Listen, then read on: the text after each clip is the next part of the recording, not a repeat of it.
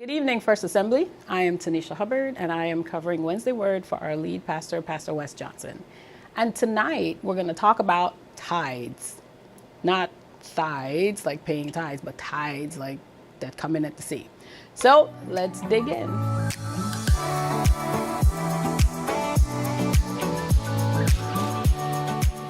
Okay, so tides. So I read up about tides in my preparation for this, and I learned a lot of interesting things. And some of you may know, like I'm sure we've all heard people chatter about high tide and low tide and neap tide and slack tides and spring tides. And it doesn't matter what tides are going on. The tides are always changing, and it is controlled by the moon. And then in some tides, it's the sun helps to determine what the tide is. So within a 24-hour period, there's usually 2 high tides and 2 low tides. And this is true for any 24-hour period, which I thought was extremely interesting. So the tides, they keep going. It goes high, low, and this cycle just continues to go.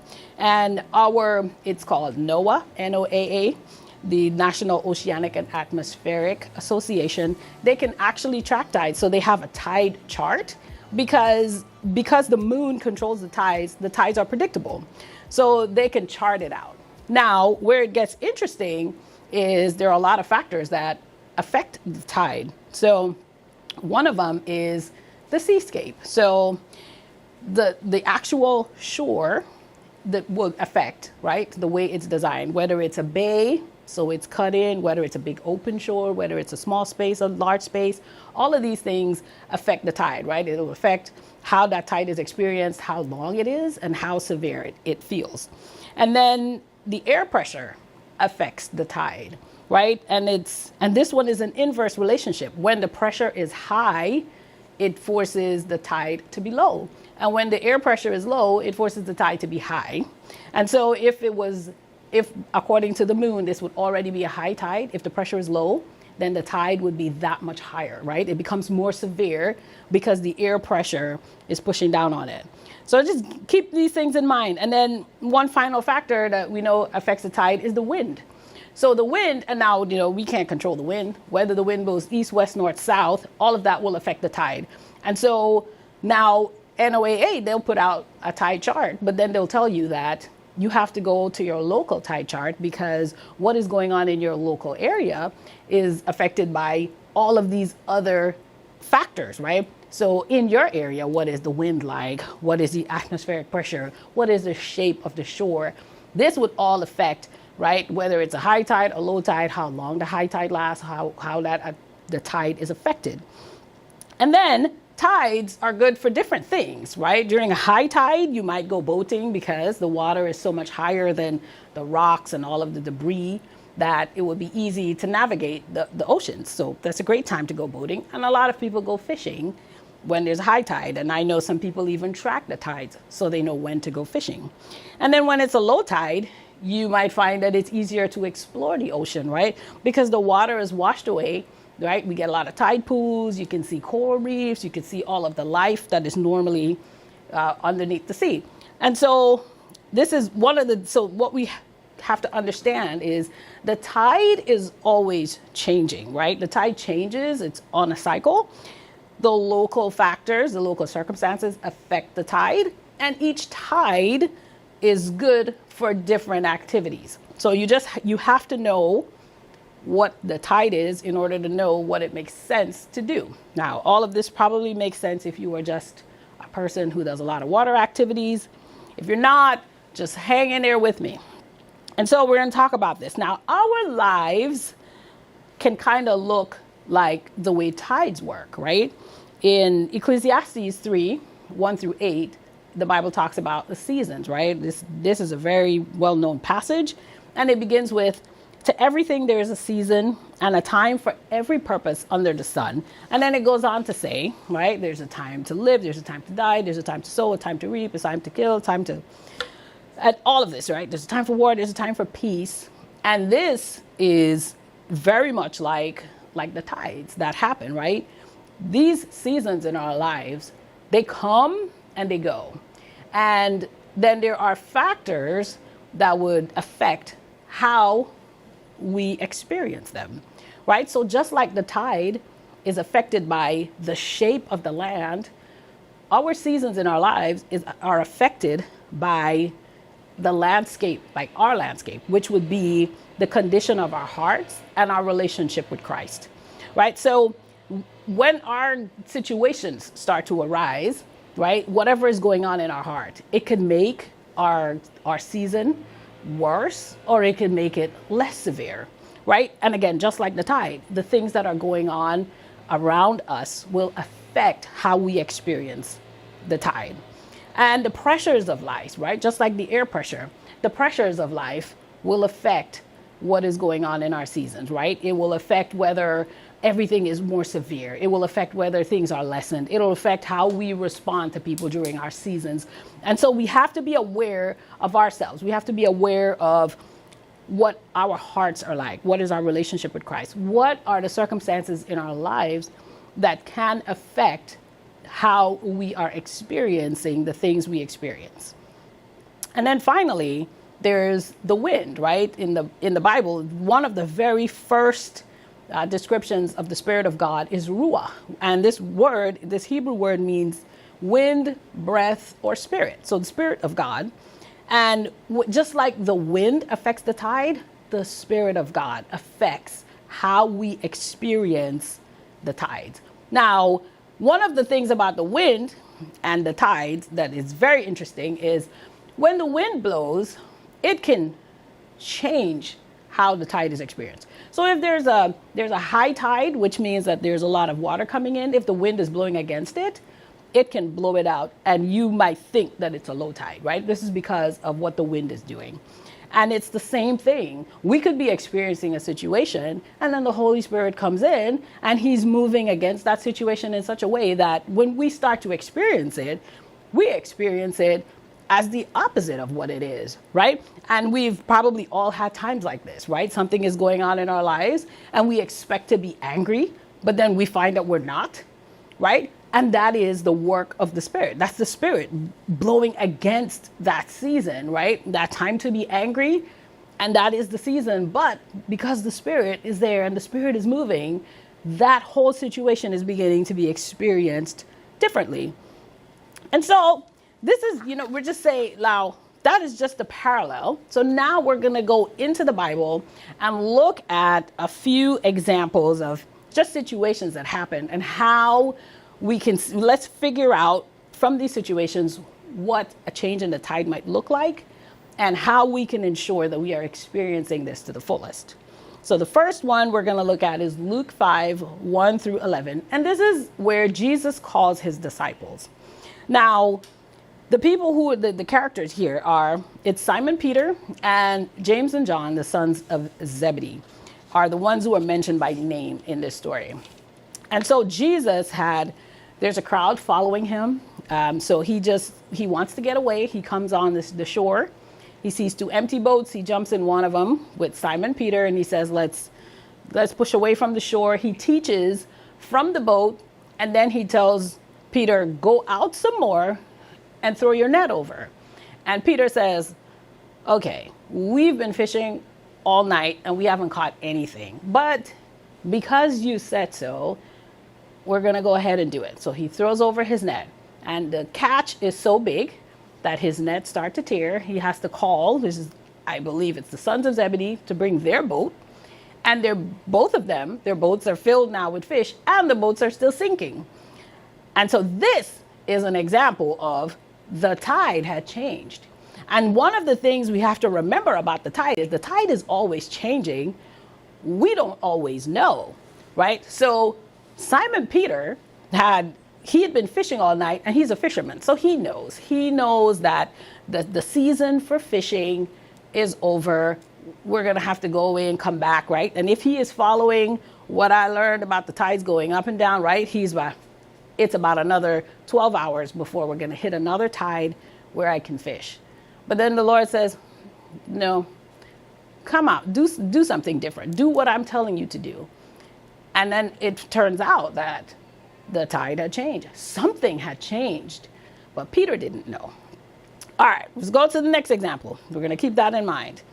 We'll go to another example, another fishing example.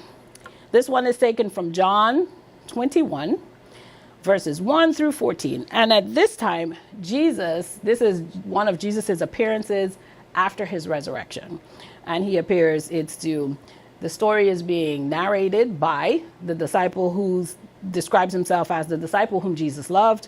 There's Simon Peter, and then there's other disciples who are not named. And so Jesus appears, they're out to sea. He appears on the shore and he says, hey, have you caught anything? They said, no. And he says, okay, throw your nets on the right side. And they do. And again, the catch is so big that they need help. But this time it says their nets were not breaking. So maybe they learned something from the earlier experience, get stronger nets. And so they get this big catch. And then out of this, right, the disciple who is described as the disciple whom Jesus loved, he turns to Simon Peter and he says, this is the Lord. And so out of this, they get a revelation that this is the Lord.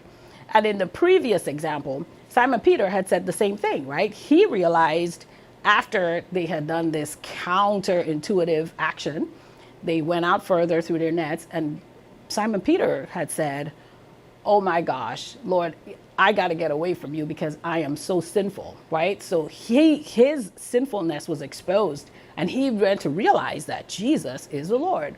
So there's this big revelation. And then we go on. We'll do one more example, and then we'll see what are the similarities that they experienced in these. So the next example is in 1 Kings 17, verses 7 through 24. This is the widow of Zarephath. And in this story, Elijah the prophet, right, he had just declared that there would be no rain. And the Lord tells him, go to Zarephath. I have ordered a widow to take care of you. So he sees her. He asks her to make him some food. She says, look, I'm on my last ingredients.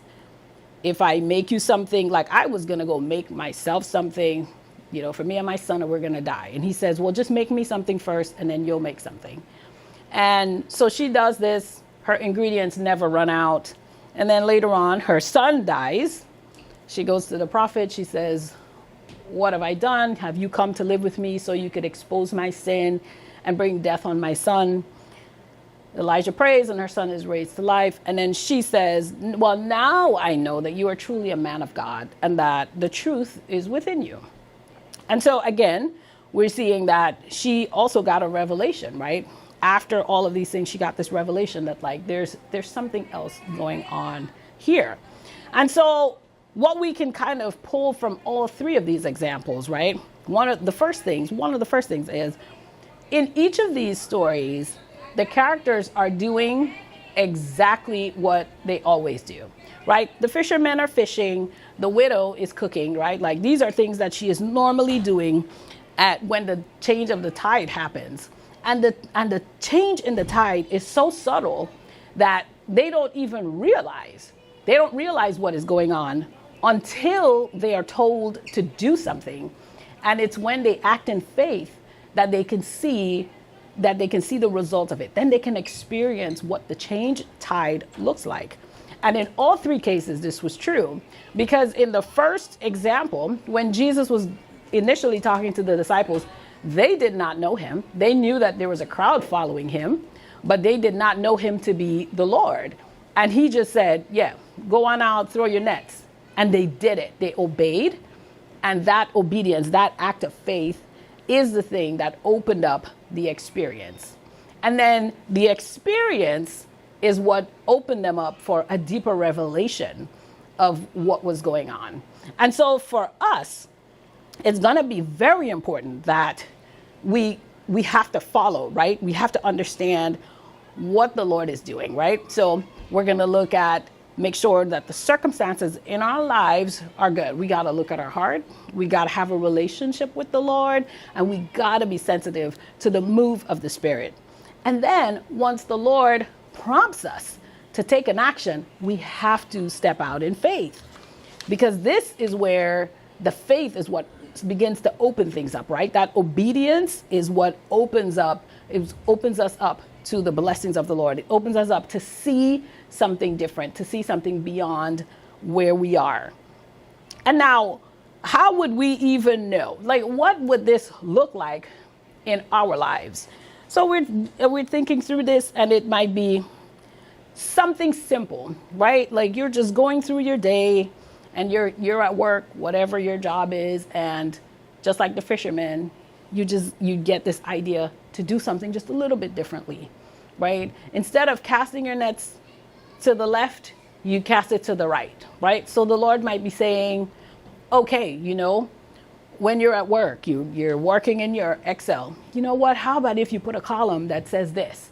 And then you might find just doing that one little thing opens up something that just changes the direction of your work, changes how much work you have to do. It changes just everything, makes you more productive, saves you some time, gets you some recognition. What if that's just the little things that the Lord is doing? Because we have to remember that the change in the tide is subtle, right? The tide has already changed.